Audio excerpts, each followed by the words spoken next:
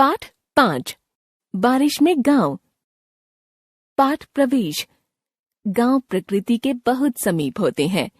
जिन चीजों का अनुभव हम गांव में प्राप्त कर सकते हैं, वह अनुभव शहरों में मिलना बहुत मुश्किल है। यह संस्मरण लेखक के बचपन और उसके गांव से जुड़ा है। मेरी स्कूली शिक्षा गांव में हुई है, सो बचपन गांव में बीता। बारिश का मौसम आता है तो गांव मुझे दूसरी तरह से बहुत याद आता है। गांव में एक अधपक्की सी सड़क थी, बाकी तो कच्ची गलियां थीं, धूल मिट्टी से भरी।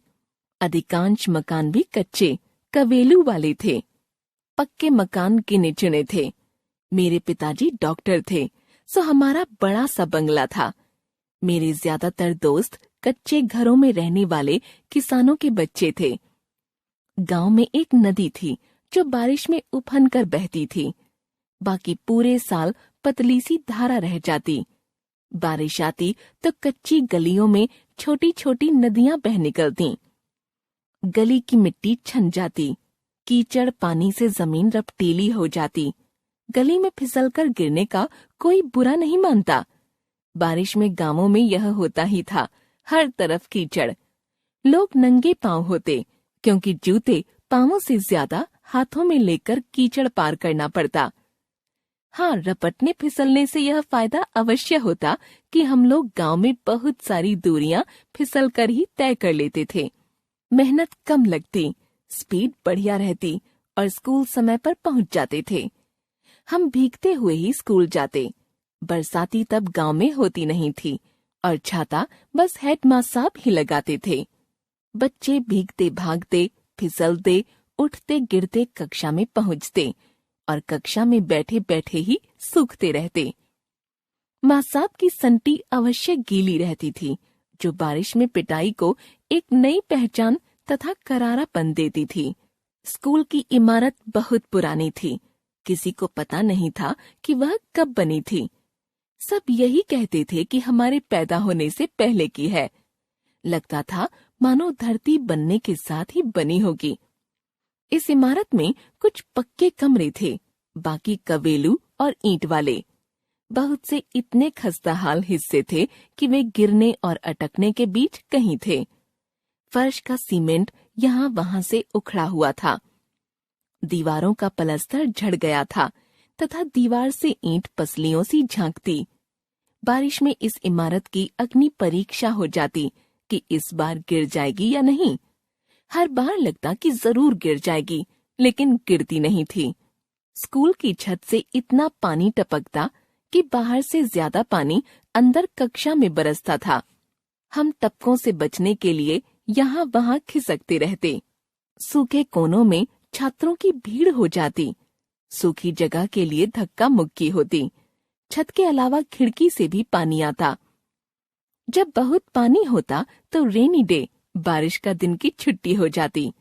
पढ़ाई धेले की नहीं हो पाती, क्योंकि शिक्षक से लेकर बच्चे तक टपकते पानी से बचने में लगे रहते। बारिश में वह पतली नदी चढ़ जाती। बहुत से बच्चे चढ़ी नदी में कूदते तैरते थे। मैं डरपोक था या शायद ज्यादा समझदार। मैं स्वयं कभी भी चढ़ी नदी में कूदने की हिम्मत नहीं जुटा पाया, परंतु मैंने ऐसा करने की प्रेरणा बहुतों को दी। बच्चों को चढ़ी नदी में तैरकर दिखाने की चुनौती देकर मैं उनके आत्मसम्मान को ललकारता। मेरा एक मित्र इसी शेखी में कूद तो गया, पर उफनती नदी में बहता गोते खाता किसी तरह खजूर के एक पेड़ में जा अटका। चारों ओर तेज बहता पानी, भंवर और धाराएं। बीच में खड़ा लहराता सा खजूर, उस पर अटका मेरा दोस्त, बचाओ बचाओ करता। गांव इकट्ठा हो गया था।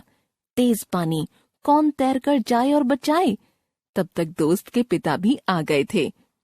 वे अच्छे तैराक थे, लेकिन डर उनको भी लग रहा था।